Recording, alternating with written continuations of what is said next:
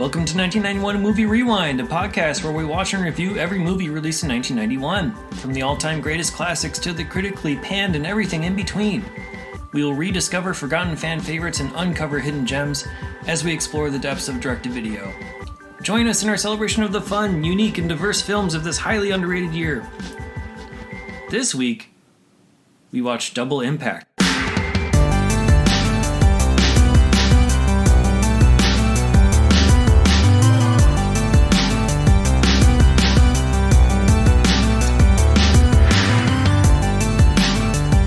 This is Nikki. And this is John, and thank you for joining us on 1991 Movie Rewind. So to summarize Double Impact, in the movie, twin boys Chad and Alex are separated as babies when their parents are victims of a double-crossing businessman and are murdered by the Triad in a bloody shootout. Now, 25 years later, Chad, played by Jean Claude Van Damme, flies from his current home in LA to meet up with Alex, played by Jean Claude Van Damme, in Hong Kong so they can team up and take down the bad guys and avenge their parents' death. Screenplay by Sheldon, Lettich, and Jean Claude Van Damme, directed by Sheldon, Lettich, and released on August 9th, 1991. So have you seen Double Impact before? I'm going to go ahead and say no, but Okay. I did grow up watching a lot of Jean Claude Van Damme because going to my dad's house, he would always rent his movies. Yeah. And I just remember seeing them, and I thought I saw this, but watching it just now, I did not see this. So I'm just going to go ahead and say no. You're getting confused with all the other times that Jean-Claude Van Damme played they all kind of double roles. Yeah, they all combine into one big movie in my mind. Yeah. Yeah, I have not seen it either. Action movies were not huge in our household. We didn't rent a lot of those. We went for like the screwball comedies more than anything. So, yeah, that's a very big blind spot in my movie watching history or action films of this era. So I know that like last year we also watched like Bloodsport together, and that was the first time I had ever seen that too. Was last year, so a lot of and Predator too. Like a lot of classics that I just missed out on. That hopefully we can catch up on a couple throughout this podcast. So, what did you think as a first-time viewer then? I mean, it was fine. I don't know. How impactful was it? You know, the fight scenes were fine. Just, you know, the acting and the plot was, you know, a typical, you know, avenging parents' death type of plot. Yeah. Which, I mean, we've seen avenging type movies before. Yeah, we've already seen sort of, well, I don't know if it... Or revenge type avenge, movie. revenge, whatever, getting even, whatever you want to call it. Yeah. We've seen some of that already with the podcast, and we're going to see more. Right. Yeah, I thought the action was interesting in that it focused a lot more on gunplay than what I was anticipating with this one. Right. 'Cause, I mean, Jean-Claude Van Damme is known for his martial arts and his flexibility. Mm-hmm. And yeah, when I was reading up about this, there was an LA Times article that I came across where he said he wanted to break away from the martial arts movie genre because that's what he's mostly known for around this time. And he hoped to play this dual role to, you know, change his image, I guess, be more action than straight martial arts person. Yeah. And, I mean, sure. I mean, he still did some martial arts with one of the brothers being the teacher for, I guess he was teaching either karate or martial arts or whatever he was teaching at the studio. He was teaching something. Yeah, to women. Yeah, tough to really say from the opening scene. Right. Where we see him as an adult.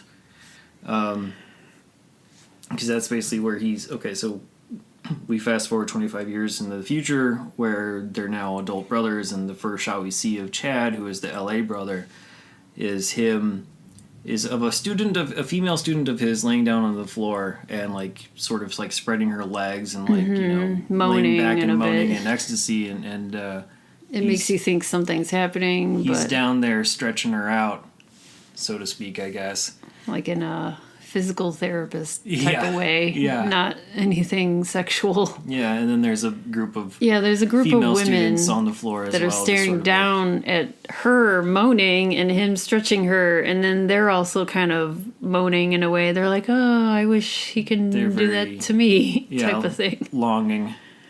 But yeah, I guess he's like some sort of like dance or karate or both, because he beats up some karate teacher in like the next scene before it gets into the main plot part. So yeah, there is definitely still some in there, but there's a lot of more guns than I would have anticipated. Some machine gun stuff and bombs and explosions all over the place, and that's fine. I mean, I guess I understand where he's coming from, that he wanted to branch out. I don't think it's necessary for him as much. I think it probably would have been just as fine to brand himself just based off of his personality, rather than, try to be just another generic action guy. And he probably, he does that to a degree where all of the stuff that's done in this movie is basically tongue-in-cheek. He's not really taking things too seriously, and he's doing everything with sort of like a wink and a smile, and he knows that the acting is bad. He knows that the plot is probably not the greatest. It's not like Vin Diesel or something where he's like, he just wants to have fun and make a movie, and I mean, it did well. So it's number 45 of the year for box office. It got $30 million off of a $15 million budget, so it did all right. He's not like trying to be like Vin Diesel, where he's saying like the Fast and the Furious movie is going to win Academy Awards or whatever. So he knows what he's about, and I think the idea of doing like all this action with the smile and not trying to be super serious is what sets him apart. I don't think he needs to resort to all as much gun stuff. Take advantage of your body and your abilities while you still have the ability to do so, and then 10 years down the line, when you're less flexible, then maybe start to transition more to the guns. That would have been my suggestion, but that's kind of what he's sort of doing now. Yeah. With the Expendables, and I've never watched the Expendables, but I'm assuming it's just a bunch of dudes doing action stuff. It's a lot of the older action stars. Saying, look, we still have worth, and I've never seen any of them either, but they all seem interesting at least. So I would have preferred less gunplay, because I think some of the gunplay that was in there was pretty cheesy. Like they're, holding two guns at once and like rolling around on the floor like a little kid. Yeah. And so it got a little weird. I think that's just them, having the ability to do, like, we got guns, let's do all the tricks. Yeah. And then, just a bunch of explosions too. Like every other scene has some sort of an explosion, which is not a problem for me. It's an action movie, and I think it did a really good job of balancing the action and the plot. Like there wasn't too many times where you were waiting for fights to happen, whether they're karate or otherwise. It immediately starts with action. Yeah, that's true. So the opening scene is basically when Chad and Alex are babies. They are in Hong Kong with their parents, who have just opened up the it's a tunnel. Yeah, it's the tunnel, and Victoria Harbor Tunnel grand opening, which is basically going to connect, basically goes underwater to connect to ports of land or whatever. For shipping or whatever, to make shipping things and commerce easier. And just normal whatever. And their dad had helped build this tunnel. And then after that happens, you quickly get into like a car chase, because the dad is being chased by some gang members, the Triad people. And then, they go back to their house, where they're or greeted, meeted, Yeah. where they are greeted by a bunch more thugs with guns, and there's like a big old firefight. But why would you return to your home if you knew you were being followed? I don't understand. I mean, they could have. Especially, I mean, who was their driver? I mean, no, he was driving himself. Oh, okay. But Frank, who grows up with Chad, right? He escapes with Chad. We'll get to that in a second. He escapes with Chad, but Frank is there in another car. He was supposed to be the bodyguard, and the dad says, "You can have the night off. We know how to find our way home." But then he's like, "Somebody's following us, Frank," and Frank's like, "I'll be right there. Just stay where you are, or whatever." It's like if you know that help is on the way, to and stay you know there, someone's following you, to not go home. don't just go home. Yeah, you can just drive around the block a few times. Yeah. Yeah, I know. Just, drive around the city a little bit more. Okay, so it was the mom and the nanny babysitter woman with the babies in the back. Yes. Uh-huh. Yeah, dad and mom in the front, nanny with the two babies in the back, Frank in another car, and then a bunch of gang members Following at their them, house and in their driveway. And then they, have a huge firefight right away. like extremely violent. Extremely violent. It's probably the gory. most violent fight. Yeah. Or graphic, I should say, Yeah. because they shoot faces off and you see brain splatter. Yeah, you see like chunks of flesh fly out. It was really an interesting way to open the movie, and I kind of get you, let you know, hey, we're taking advantage of the R rating here. At least this is gonna be. Yeah, this is a for sure R. Yeah. There's no PG-13. Yeah, no ambiguity about it whatsoever. So yeah, that all happens and everyone's mowed down, and then one of the gang members, they're trying to get at the babies as well, because evidently it's all business oriented, and if the babies live, then their financial stake in this tunnel may be ruined or something, which I guess we find out later. And the mom's like, "What's gonna happen to my babies?" And the gang member's like, "You'll never know," and he shoots her dead. Yeah. So that was that was pretty brutal. Yeah. So it gets heavy in the start, but then it kind of lightens up a little bit. But the nanny is able to escape with one of the kid. I mean, how come they didn't go after her? Well, Frank, I know Frank had arrived by Frank then, arrived, and he's able to shoot them back. Yeah, he shot the one guy, Bolo Young Moon. Yeah. Bolo Young, who plays Moon in this movie. Although I don't even know if they even say the word Moon. I don't remember him having once. a name. Yeah. But anyway, he gets shot in the face, and I was like, oh no, he's like, I was happy that he was in the movie. I'm like, wait a minute, they're going to kill him off right away? Right, because Bolo Young is, the antagonist in Bloodsport. Yeah, he's the main bad guy in Bloodsport, and so he's returned again with Jean Claude. He's pairing up. And so it was cool to see him make a return in this, but then he gets shot right in the face. Right. And so I guess enough of the people had died or had been injured. And then, the nanny just runs off, and they don't even bother to look for the babies after that. No, they don't, because Frank hightails it out of there with one of them, right? And immediately finds a way out of the country. The nanny just straight up runs all night because it's nighttime when the shooting is happening, and then they show Next in the daytime. Morning, yeah. She drops the kid off at a French orphanage in Hong Kong. Alex, yes. Drops Alex there, and without any sort of note or whatever. But he grows up and has the name Alex. Yes. Yeah, so they establish in the movie that kid's name is Alex. And then when he's grown up, even though he's dropped on the front door without any sort of note or paper or anything... I mean, they could have had a talk. And she's like, his name is Alex, and goodbye. Yeah. But they don't show that, and so... To a French orphanage. A French orphanage in Hong Kong. In Hong Kong, because, Jean Claude Van Damme... cannot do another accent. Yeah, he has to have some sort of like French Arnold, or if background. I were to try to act in a foreign language or something, I could not do. Yeah, so he's I can't even do a British accent, so it's I'm not going to pretend. He's like, I'm not going to speak English or American English well, so you got to give me a French storyline, just and like not in going to pretend to have Bloodsport. any sort of like, Hong Kong, accent either for, Right. growing up. And so, yes, So he French grew- orphanage in Hong Kong to explain the accent away. And then Chad gets his accent explained away because, they don't question that when they meet. I mean, they're just... They're like, oh, yeah, you're my brother, and you talk both... exactly like me. Oh, you must have had the same... Did you also study French? Yeah, they should have mentioned that. They should have. They'd be like, oh, you have a French accent like me. Yeah, that would have been funny.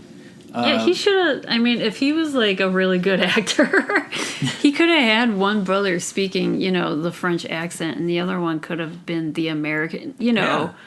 Because Chad grew up or lived in L.A. He could have been like, yo, bro. Like, the L.A. That could have been surfer fun, type scene or whatever. but they didn't. That would have been funny. Yeah, it would have been cool. But instead, they explained Chad's accent away by saying that Frank and Chad grew up in France and then moved to America later on in his adult life. So that's where he got his accent from. So at least they had the peace of mind to include write that into French the script. Yeah. So that was interesting. But yeah, bloody opening gets you in the mood. And then plot hole again where Frank and Chad have to go to Hong Kong now because Frank has hired some sort of like detective, I don't know, PI or whatever, to locate Alex to find out if he is alive. And once he learns that Alex is alive, they go to Hong Kong to meet him. But he doesn't tell Chad. Right. And he doesn't tell Chad why they're going. Doesn't tell him that he has a twin brother. Doesn't tell him the financial incentive for going, in that they have the ability to inherit the proceeds from this tunnel or profits or whatever it is. Doesn't tell him any of that. He just lets him figure it out on his own when they get to Hong Kong when they arrive. and they go to Alex's seedy gambling parlor that he owns or whatever. And, Chad is getting mistaken for him left and right. Mm-hmm. People are giving him money, free drinks. Yeah. The girlfriend walks in. The girlfriend mistakes him for Alex. And she just gives him a once-over look and says, very nice. Yeah, and they're about to get down to business. Yeah, and then she just says, follow me into the back room. And Frank is like, go ahead. I mean, he's just standing there allowing all of these things to happen. And Chad's like, oh, this is a pretty Chad's cool like, place. I like Hong Kong. Yeah. Yeah, this is a cool place. So, I don't understand why you didn't explain that. I also don't understand why they needed Alex to get the financial stake. You'd think that having, one blood heir would be enough. I don't know, unless there's some weird living will that the parents made before they died. But I have no idea. If there's some contract and, our children will inherit this. Right. But if there's only one child, it's split then 50, no one gets anything. Yeah, I can't imagine. Also, I don't think that the inheritance stuff works that way. I don't think they'd probably be entitled to any of the business just because of, one, they're clearly dealing with a shady businessman who stabbed his partner in the back and literally shot him, right? So they're not going to honor any sort of contract to be like, oh, yeah, you can have half the money from this tunnel now since you're alive. Mm-hmm. So whatever. That's just plot. And the plot's really not that important in this movie. All right. It just gets you from, shootout to boat shootout to drug warehouse shootout to climax club shootout to boatyard shootout / karate fight and all that kind of stuff. So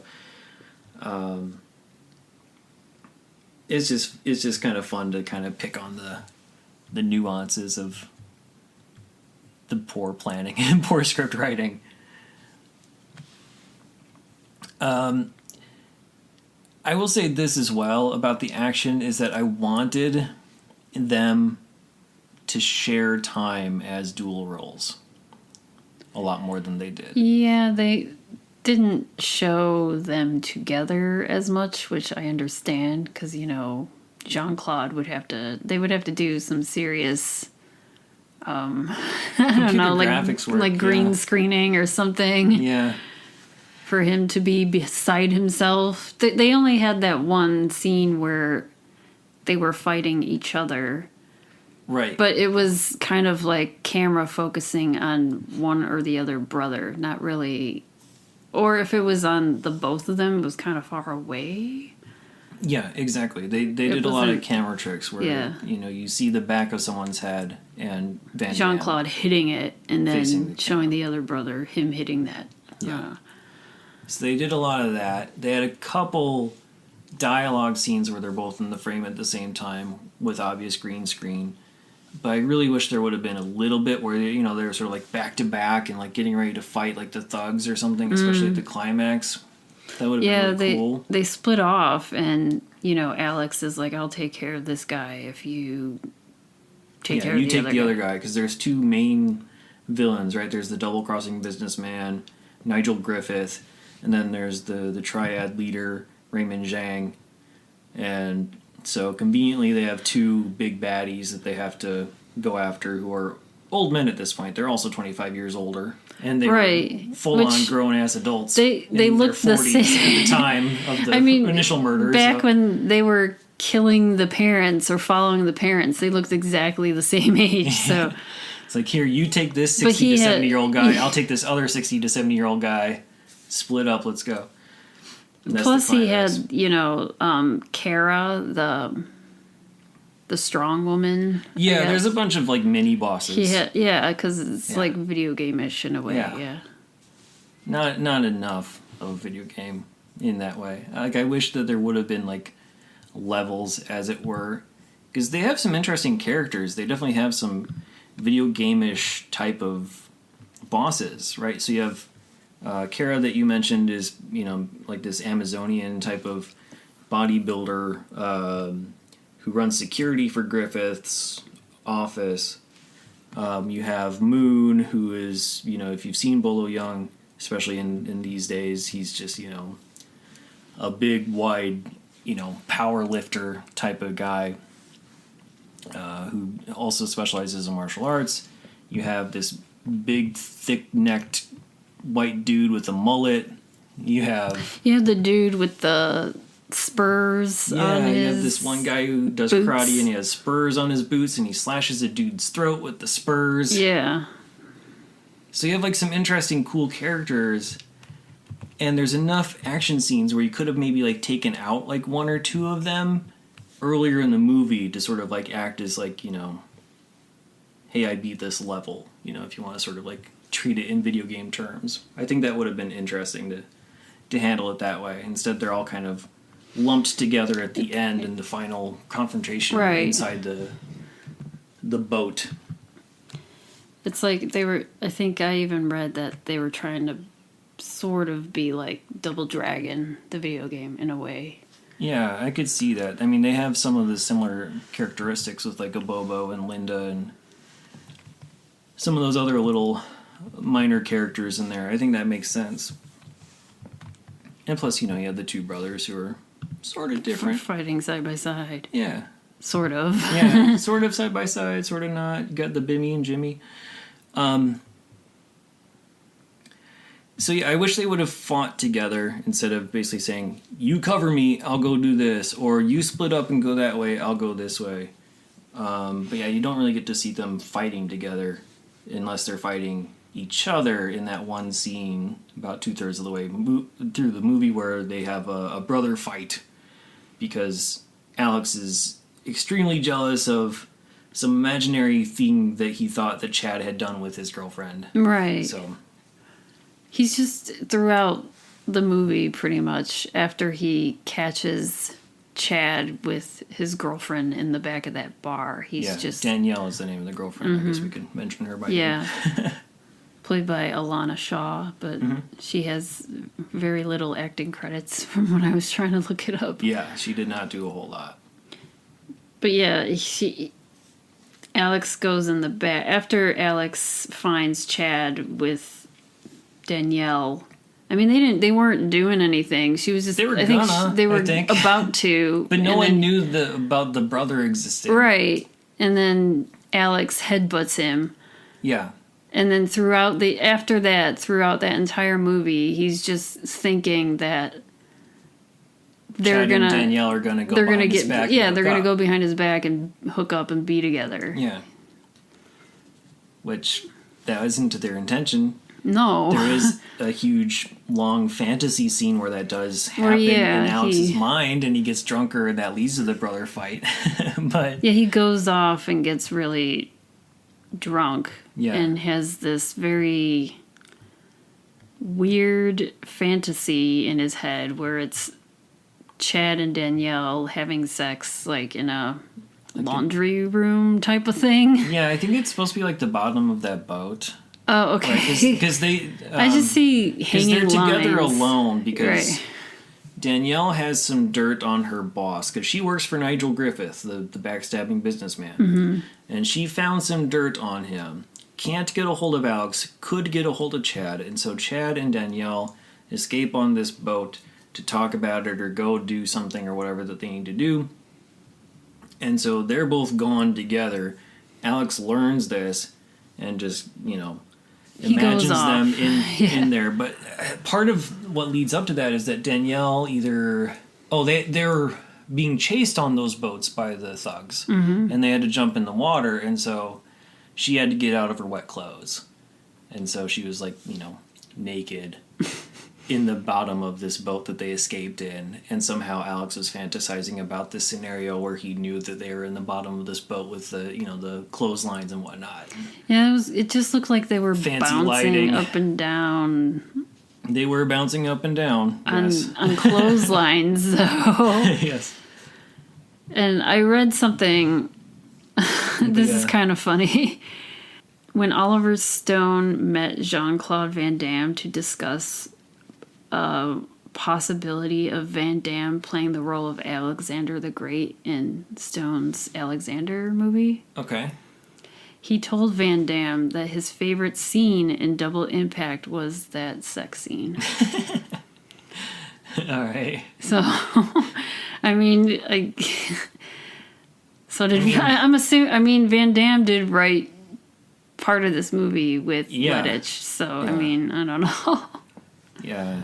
I mean, there's not much writing to be done. It's like show simulated boobs. sex. I don't know. Show Show them simulated having sex sex. with topless woman and from the waist up with soft blue and orange lighting, and then cut to this abandoned hotel that they're using as a hideout, and Alex drinking from a bottle of whiskey or whatever that is that he's drinking, and rinse and repeat for 5 minutes, and there's your scene.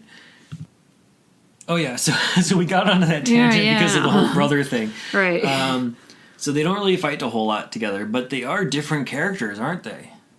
Yes, one, Alex, is the quote-unquote bad guy, or he's the bad boy. the tough one. Yeah. Because his hair is slicked back, and he always has a cigar in his mouth. And he has like the leather coat, and he's obviously running a gambling parlor and whatnot. Yeah. And he also has a big bump on the side of his head from where he headbutted Chad in the first scene, and that sticks with him throughout most of the scenes in the movie. Continuity, I guess. I think they forget to add it in a couple shots, but yeah, that was a pretty nice touch that they kept that in there the whole time. That's a way to tell them apart. If it's the hair, the cigar, the jacket, it's very hard to tell them apart. and the bump. And then Chad is the clean-cut one who's coming from L.A. He's the fancy pretty boy. Wears always the, wearing the pastels khakis and and, pastels and shorts and whatever else, and the black silk underwear that they reference in the beginning. Right. So that's how you tell them apart. If you're going by the tagline, one packs a punch, one packs a piece, but together they deliver. So that's also how you can tell them apart. One will pack a punch, the other will pack the piece and roll around like a doofus on the floor with 2 guns in his hand, shooting at everybody, hitting everything where the bad guys shoot back and don't even bother trying to point their guns down at the guy on the floor. So I want to talk a little bit about a specific fight scene, though, so that at one point, I'll say that the movie does a pretty good job of not mixing up the characters for people who know that both of the twins exist. right? So once Danielle learns that, oh, Chad and Alex are both people in the world, she never gets them confused anymore. It's just that first scene. Frank, who's with Chad, from life or whatever, always gets them, whatever. And part of it is probably the dress and the cigar and whatever else, but, they didn't, mix them up. They didn't make any comedy out of that. The only time it really does become an issue is, when the Triad picks up Chad, thinking that it's Alex, to offer him, a financial stake to just sort of, drop the whole situation, whatever they're doing. Mm-hmm. And Chad doesn't speak... I'm not sure what language they're speaking, honestly. Cantonese or Mandarin, I'm not sure which one they're speaking. Yeah, I'm not sure. But he's listening to a foreign language and can't understand a word for the most part. And then at some point... because Alex knows how to speak it. Yeah, Alex knows how to speak it, but Chad doesn't. And then it gets to a point where they are saying in English, and Chad denies the offer. And then Bolo... Oh, yeah, because he was just like, fuck you. That's all... Yeah. He didn't even know what they were saying, but he's just like, no, fuck you. yeah, exactly. Fuck you. I know this is wrong, and plus, I know that that's my dad's cigar box somehow that you have, and you're disrespecting my dad's lighter because you threw it on the ground. Anyway. So he's like, fuck you, you killed my dad. I now have proof because I see the cigar box that I didn't know existed because I was a toddler at the time. Or a baby. Right. No, yeah, he was like a 6-month. They don't know what's going on. Yeah. Anyway. But Bolo is there. He's still alive. Bolo is alive. He has a cloudy eye now and a big old scar on his cheek from where the bullet went through, so it was cool to see him still there. And he's fighting Chad for denying the offer and beating him and slamming him against the shipping crate that they put him into, and then punches him right in the nuts. Because payback. Chad is doing his karate moves basically, and trying he does to the high kick to the face. Mm-hmm. But Bolo or Moon punches him right in the nuts. Punches him right in the nuts to get revenge. Which is the Bloodsport scene. What happened to Bolo in Bloodsport. So that was kind of cool that they made reference and Bolo got his revenge in that way. So I wanted to make quick mention of that because I just thought that was interesting. And plus, I like Bolo as a action star, as a character.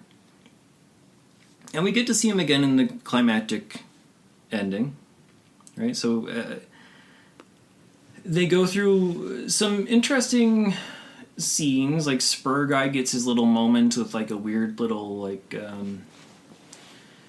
interlude where.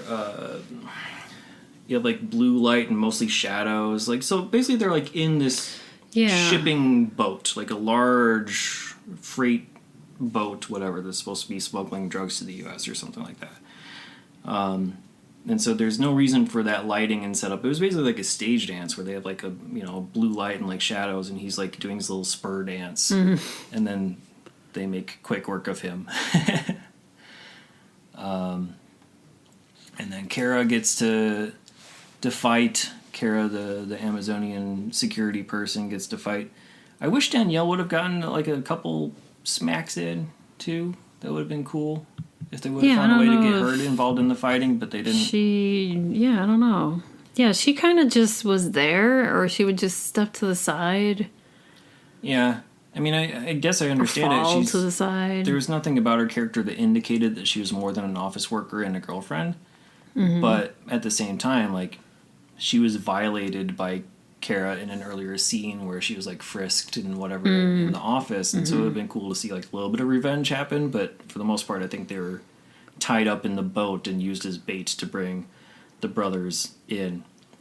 So Kara gets her fight scene. Moon gets a fight scene where he basically becomes Donkey Kong throwing these barrels at who was it? I don't remember if it was Chad or Alex anymore. Alex, right? Yeah, Alex was chasing the head of the Triad at that same gang, time? I think, yeah. And that's when they were at the top of that crane-looking thing, and he throws them down. Alex throws them down. Yeah, but that's after Moon gets killed. Because Moon is like in the ship, and then the ship blows up, and everyone's all the thugs that are in the ship are Chad killed. is like keeps on kicking Moon closer and closer to this fuse box looking thing. Oh, that's right. That's how he dies. And Moon gets electrocuted. Yeah. Again, it's kind of like a video game encounter, right? Yeah, like you have this electrical box, and you just need to like over the barrels. And Jean Claude Van Damme should have done the splits over the barrels at least once. He should have. But he didn't. To like split down or split high. Go to the ground to like jump duck split. under one. Something. Because that's pretty much his signature thing, Jean Claude, to do that side split thing. And the only time he did that was in the beginning when he was Chad with the women in the class, and he was just bouncing his nutsack on the on the floor. and the women are the women are like going nuts over that. Ooh, I can't imagine how this would work in real life. So Bolo is like there throwing barrels and whatever and trying to get close to him, and then in like a video game fashion just like kicks him and punches him into this electric box, and he gets electrocuted, and they go on their separate way. Alex chases Zhang, the 70-year-old Triad leader, onto this crane, so they're high up on this crane. And like mutilates his hand in some gears after like some scuffle, and then throws him off the crane. And then Griffith is there with Danielle and Chad are both together for whatever reason. Yeah. They escape together, and then Danielle is able to like find like a crevice in between some shipping crates and be safe.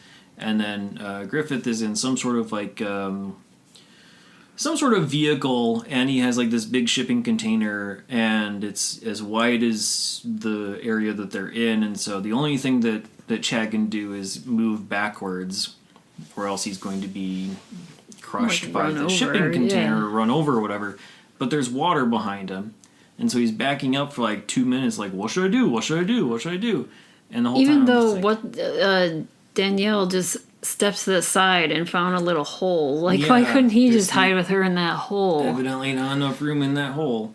Or, yeah. But, like, dude, just jump in the water. Like, water's safe.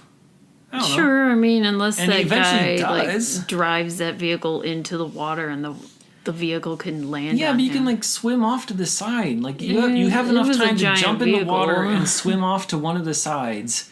Be out of danger. Or against the boat. He can be all the way up against it. Exactly. He had ways to be safe. But he eventually jumps in the water.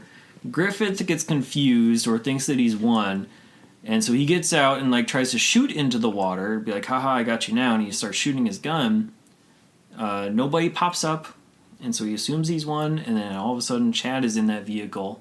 Like, how did he get around? And he's able to get around, and he's dry, and he's driving the vehicle, and he drops the shipping container on Griffith's Unless he jumped and hung on to the side for a second, jumped back up Who knows? in the vehicle. Who knows? Don't question it. Don't question it. Meanwhile, I don't know what was going on with Frank. Honestly, I don't remember what Frank was up to during this time. He was tied up with Danielle in the shipping boat. Because they captured him, and where he goes after he gets. I think caught. he was just tied up, but I can't remember. But the ship like explodes or something, right? So he had to have gotten out. But I just don't remember anymore. Mm-hmm. Not too important. I mean, the dude didn't even tell Chad that he had a brother or this business interest. So anyway. Chad's just thinking he's coming to Hong Kong for a cool for a vacation. Trip. It's like a business trip of some kind, but he doesn't know what kind of business trip. Get his ass kicked. And like now Chad is like a literal murderer now. Right. And he's totally okay with it. He's like, oh, he's Hong Kong's helping fun. his brother in avenging his parents' death. Yeah. Like, he learns all this within a week or something. And then next week he's just going to go back to smashing his nuts on the floor. In L.A. in front of women. Yeah. As one does in L.A., I guess. So that's how the movie ends. His bad guys are dead. It ends with, like, Chad and Alex are back together and they're now, reconciled in a way. Yeah. And then Alex says something, and then at the end credits, it's like gunshots. It's a freeze frame. It's a freeze frame, and then it's like a machine. Yeah, a machine gun fires, and then that song comes on. Feel the impact. Feel the Impact starts, the end credit song, which should have taken the nation by storm. Done by Jen or Gen? Gen, yeah. Gen. So Feel the Impact. It's a very good. I don't think there's an official action song.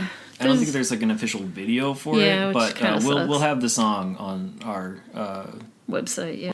So listen to it because it is actually fun. It's fun because it was in my head for several hours or days. Terrible, terrible rap lyrics. Sorry, Jen, again. But very catchy hook. So. And that's the way it ends. And I think, honestly, that song, Feel the Impact, is like, really cheesy, but still fun and catchy, kind of embodies the movie in general. That's the spirit of the movie. So, anything else we missed in terms of the plot that you wanted to talk about? Not really plot-wise. I just have a couple of tidbits besides that sex scene. Okay. The movie is based off, very extremely loosely, based off a book called The Corsican Brothers, written by Alexander Dumas, or Dumas. Dumas? I don't know. We could ask Van Damme. Sure. He's from Belgium. Which, Alexander Dumas has written, Three Musketeers, Count of Monte Cristo. And it's a story about two brothers who are separated at birth, but literally separated because they were conjoined twins. Okay. And, growing up, they just have these, they feel each other during distress. That's pretty much what this story is about. Like, they can feel each other's presence, even though they never knew that so sort of they like had that a brother. G.I. Joe villain that's twins who can feel the other one's pain. Yes. Okay. I even looked that up, and it's called, like, Corsicanian, I think that's... So they named the syndrome after the book? After this book. Okay. I think that's what I'm trying... I hope I'm saying it correct. But they were going to name this movie The Corsican Brothers, which I thought was weird because it has nothing to do... It's basically two brothers separated, but they weren't conjoined. Yeah. They were just... And is the taken book... away from each other. Was the book babies. About revenge on anybody that you could tell? Or did you get No. That so I think that's why I was just very confused why they would name this The Corsican Brothers. Yeah. And there are iterations of that book that it was like because this book is from the 1800s, so I saw that they made plays. There's so many different iterations of this from the early 1900s, like 1930s and 40s and 50s. Yeah, that makes And I sense. think they even made like a TV movie in the 40s or 50s about the Corsican Brothers. Well, if any of them star Bolo Young, then I'm in. Sure. Would he be the person that cuts them in half? Yeah, probably. And then they come after him.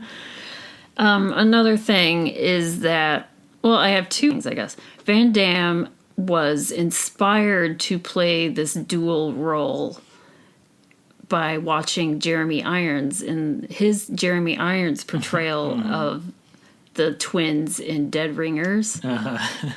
Which we've also seen relatively recently. Right, which that is also based off a book, and I think it's just called Twins. But, I mean, that is more... I would actually call that The Corsican Brothers over this one, because that one is more interesting to me than this. Jeremy Irons' roles in those movies are much more pronounced and different. And like, even though there's no like physical real way to tell them apart, you could just tell from Irons' acting who was who most of the time. Yeah, because it is kind of hard, and it is the two brothers. I mean, I don't know why we're going to get into this. It's just the two brothers, they're both dating a woman and she thinks she's dating one man. Right. Yeah.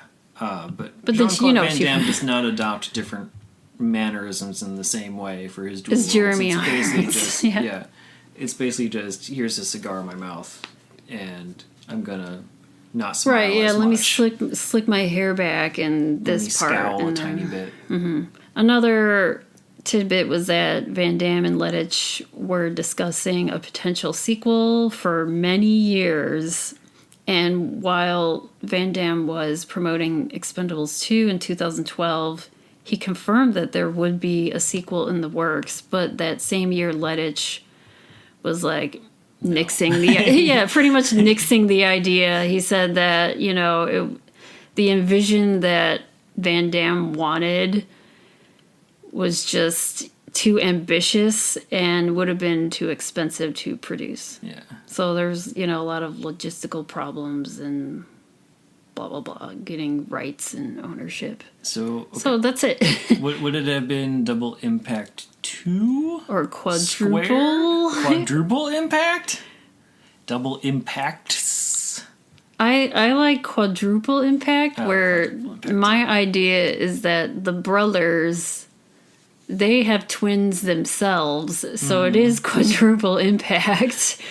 And I don't know how four they... young babies. Yes, you have 4 kids.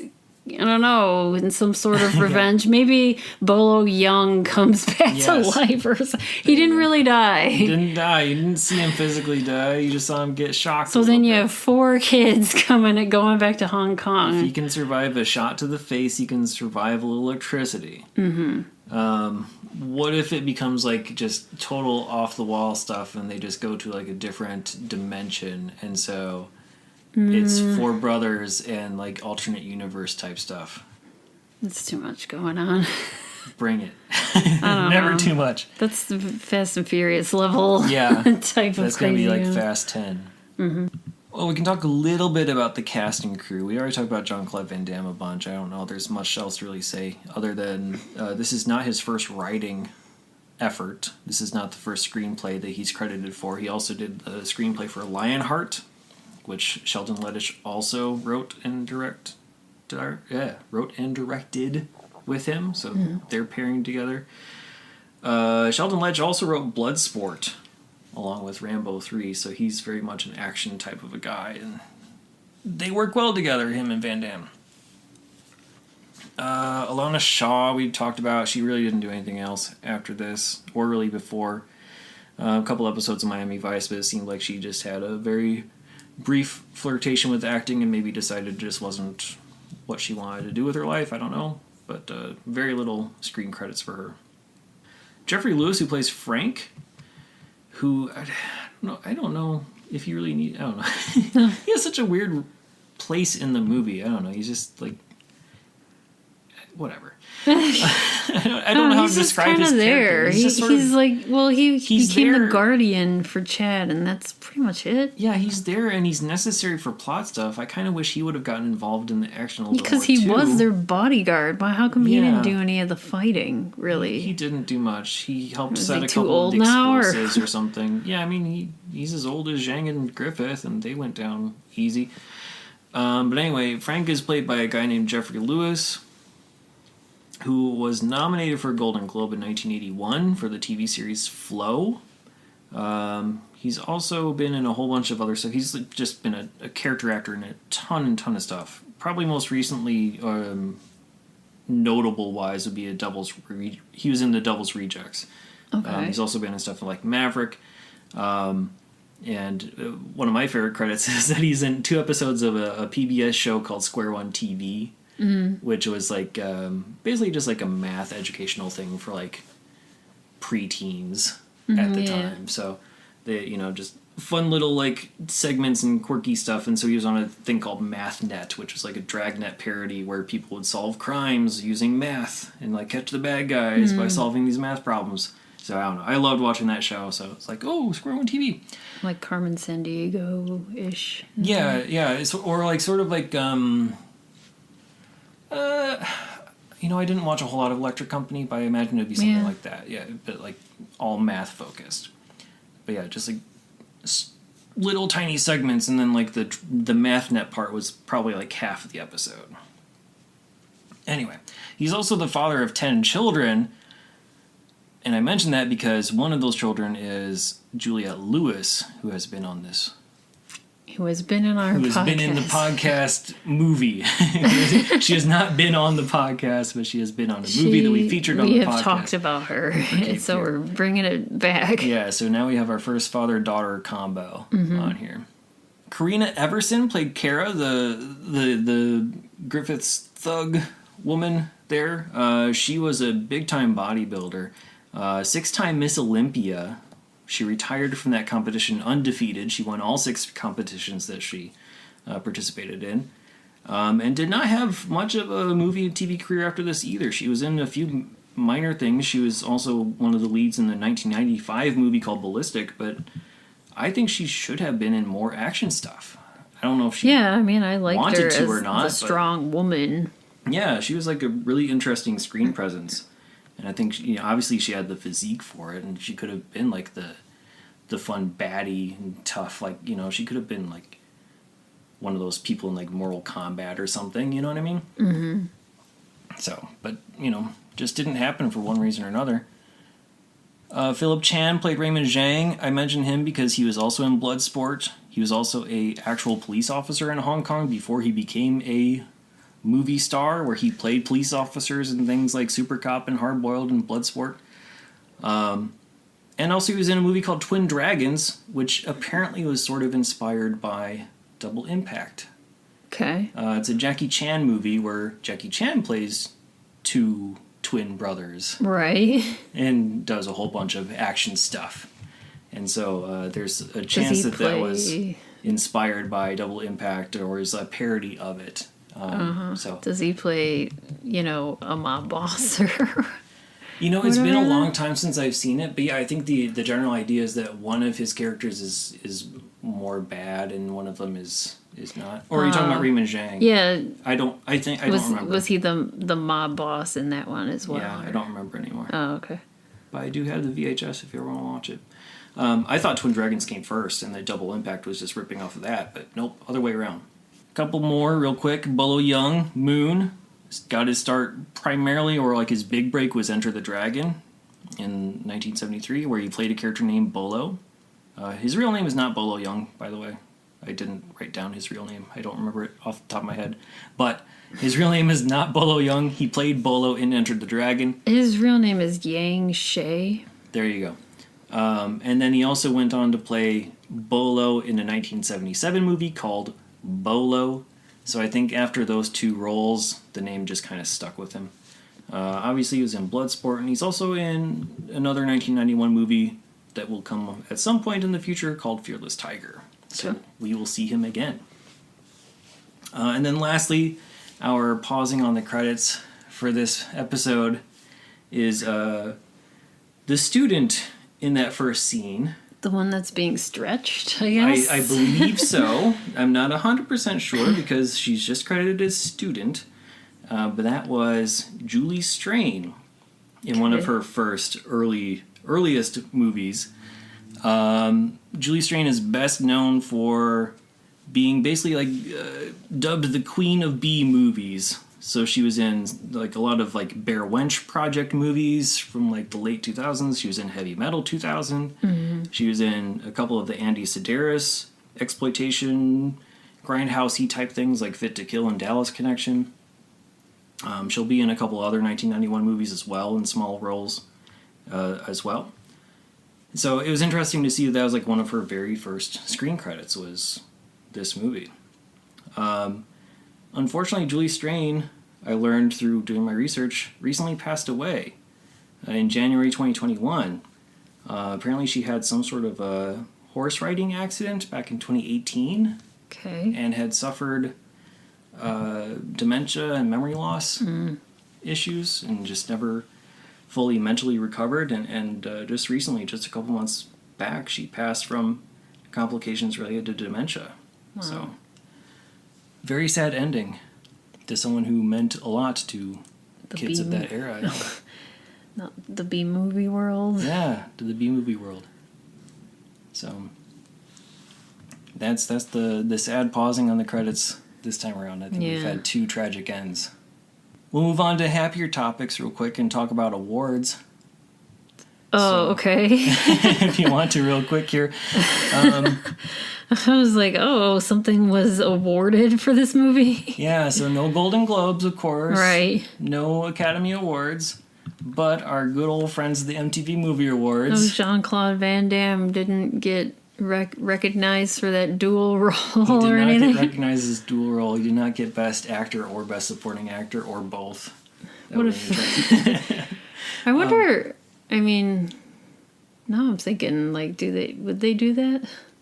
I don't know how they categorize things fully. I don't think the Academy even fully understands how they categorize things. Right, because, I mean, we recently just saw, this for the recent Academy Awards. Yeah, like Judas and the Black Messiah and the award nominations and how those were handled. Right. It was kind of weird.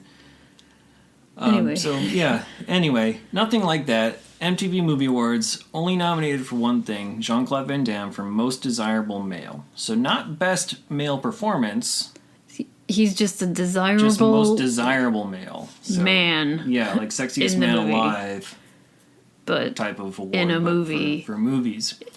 He did not win. For MTV people. Yeah, for MTV crowd. He did not win.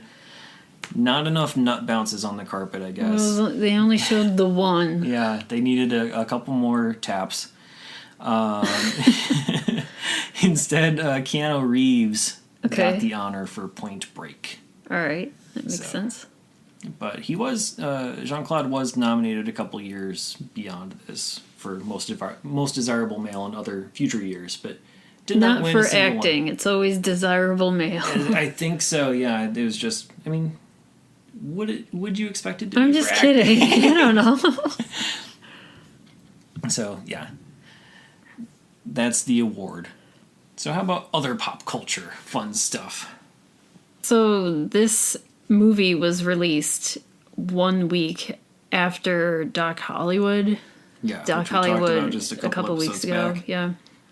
Doc Hollywood was August 2nd. This is August 9th. So a lot of the stuff that I was looking up was really similar of what happened during the week that Doc Hollywood was out. Like the top song is still Everything I Do. I Do It For You. Yep. And even I looked up the TGIF lineup, and it's pretty much the same as it was for Doc Hollywood. And I was thinking, okay, I'll look up for something that was on Saturday. I was going to look up SNL stuff, but SNL isn't out or the seasons don't really start until September. Mm-hmm. So I decided to look into Saturday morning cartoons. Okay. And I have the lineup from 8 to 1 p.m. for ABC, NBC, CBS, and Fox. Okay. So I'll start with ABC. Uh-huh. At 8 a.m. was Winnie the Pooh. 8:30, The Wizard of Oz. Okay. Yeah, cartoon, which I vaguely remember. Yeah, I kind of forgot that they did a cartoon of that. Right. So they're gearing young child with these two. Right. This is early morning, so I mean, the kids are waking up, maybe. I guess. I don't know. So from 9 to 10 a.m. is Slimer and the Real Ghostbusters. It was in a full hour, so I'm not sure if that was just like 2 half-hour episodes or... Yeah, I don't... Like a full hour? I don't fully know. I think it probably would have been either 2 half-hour episodes or I could be wrong, but I think maybe Slimer had like his own cartoon stuff where like he had adventures without the Ghostbusters. Yeah. And then there'd be one with the Ghostbusters. With Slimer. Yeah. So it's one of those two things. Maybe they mixed and matched depending on the week. Okay. From 10 to 10:30 was Beetlejuice, which I really love this cartoon. And I used to watch that a lot. And one thing that really stood out about the Beetlejuice cartoon was that they had like these weird like computer graphic segments. Remember, like they would do like those like fake commercials when they went into the underworld when they went or whatever. To the other world. Yeah, and they did like all kinds of like weird CG stuff, and that was pretty unique for the time. Yeah, I really like that cartoon. From 10:30 to 11 was a a pup named Scooby-Doo. So this is Scooby-Doo is a baby. Yeah. Which I didn't really care for. Muppet Babies for Scooby. Yeah. From 11 to noon was the Bugs Bunny and Tweety show, which, fine. I would have watched that, I'm sure. Especially since it's later in the morning. There's probably less competition. And at noon was Little Rosie. Which, I mean, which, if people don't know, it's Rosie O'Donnell, but it's when she's younger, but it's Rosie O'Donnell's voice as her younger self. I don't know. I don't remember the plot. I don't know what she did. No. I don't even know if I really watched it. Yeah, I kind of forgot that cartoon existed. So, like, I think, like, Little Louie was a more popular one that people probably know. Like, Louis Anderson had that cartoon on Fox that ran for several years, and it was just him doing his normal voice, but he was a kid having adventures. I think it was the exact same concept. I think that was a thing back then. Yeah. The comedians just, you know, it let's must have been show my younger self or something degree, cartoon. Right? And, so I didn't watch that. After that, 12:30 to 1, I was definitely watching. It was New Kids on the Block. Okay. I kind of forgot they had their own cartoon. Oh, I remember it. Moving on to NBC. So at 8 a.m. was Camp Candy, which I liked. That was a good. That's another, you know, comedian, but he wasn't playing a younger. He was just. He's just playing a counselor at a camp. From 8:30 to 9:30 was Captain N and the Adventures of Super Mario Brothers. All right. Which I would have been watching if I were awake, because I loved, like, the Nintendo stuff, and those cartoons were not that bad. They were, like, obviously, like, the Nintendo characters they used in there were not true to their counterparts. Like, Mega Man was green, and he talked like an idiot. But it was still fun to see, like, them in video game situations. So yeah, I mean, kids are watching that because they're like, oh, it's the Mario Brothers. Yeah. So from 9:30 to 10 was Rick Moranis and Gravedale High, which another comedian, actor, I guess, but he's in a high school setting. Too. He was in a CTV. Okay, that was a cartoon that I wanted to watch more, but probably I just didn't either wake up, or there was, like, other things that were more important on other channels or something. Mm-hmm. From 10 to 10:30 was the Kid and Play cartoon, which I remember, but I don't know if I really watched it. No, I don't think I did too much either. It was on at the same time as Beetlejuice, so I was probably not if Beetlejuice was on. So from 10:30 to 11 was the Chipmunks Go to the Movies, which I sort of remember this. It's just them redoing movies. Yeah, movie parodies and just random soundtrack songs. Yeah. Yeah. From 11 to noon was Saved by the Bell, which probably was watching. Yeah, appointment viewing. Even if it's a repeat, you pretty much have to watch it. Right. Yeah.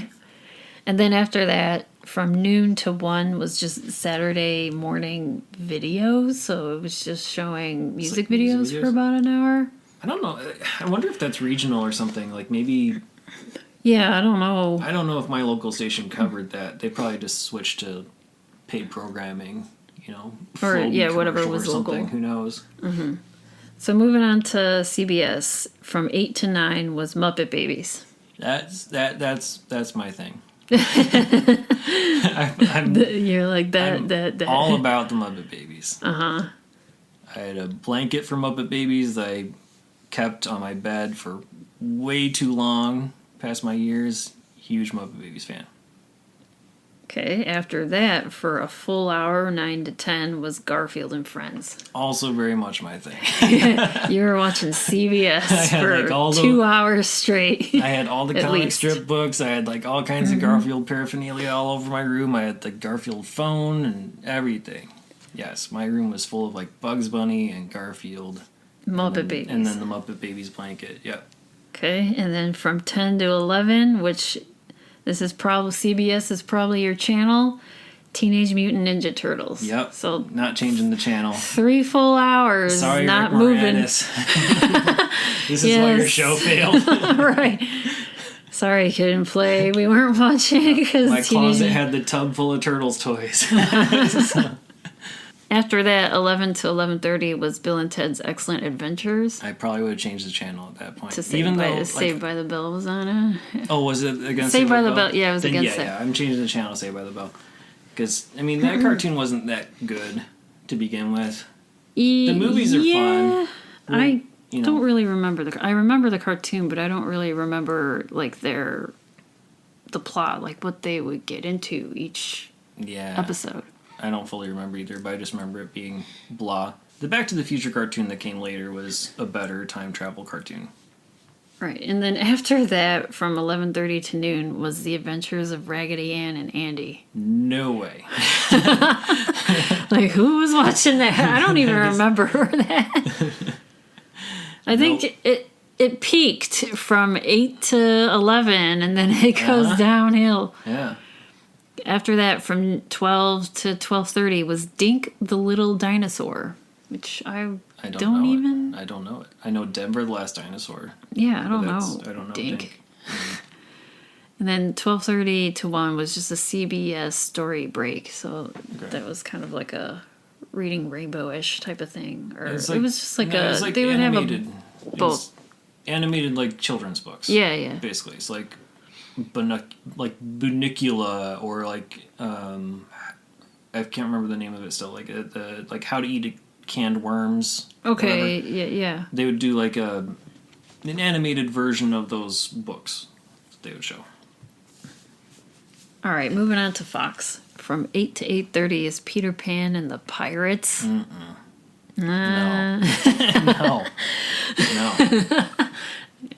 I Gonna wake you up for Peter Pan and the Pirates, or no. I will tape him up at babies. I'm not waking up for anything.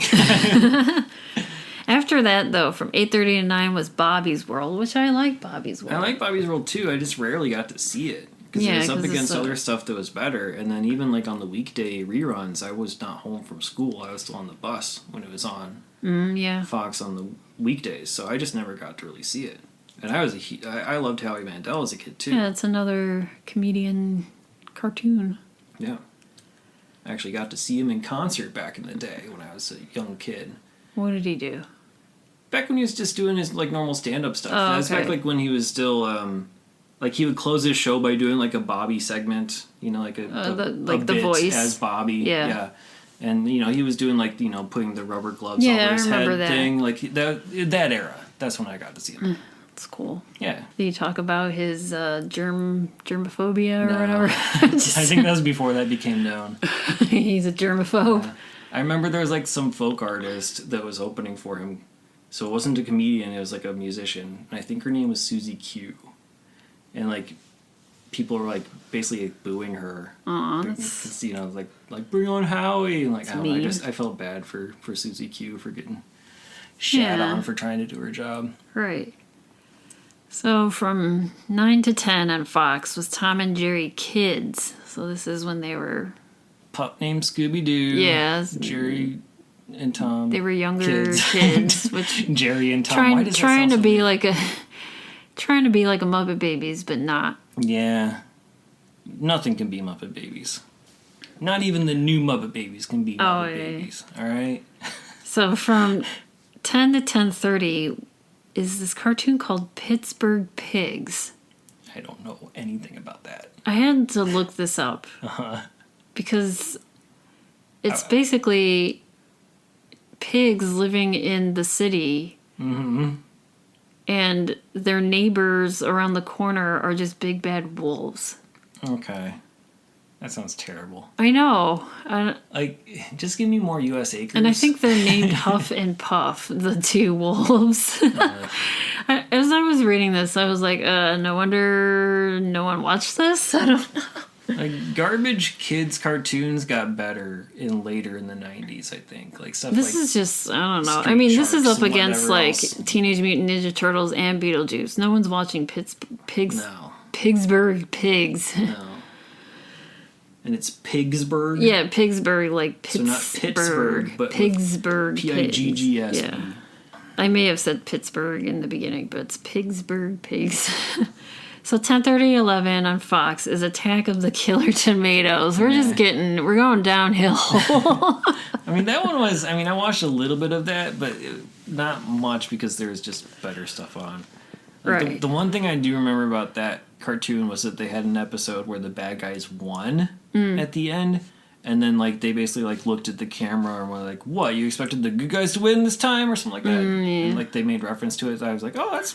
That would have been cool if that was, like, the very last episode. Yeah. Like, the bad guys won. It might have been. And that was it. They didn't even have anything after 11 a.m. Just infomercials about how to get the scratches out of your car. Right. Or did they have, ShamWow and stuff like that by then? No, I mean, there was definitely an infomercial in the 90s about getting the scratches out of your car. Mm-hmm. It lasted for a half hour that I saw multiple times because I loved infomercials too as a kid. Anyway.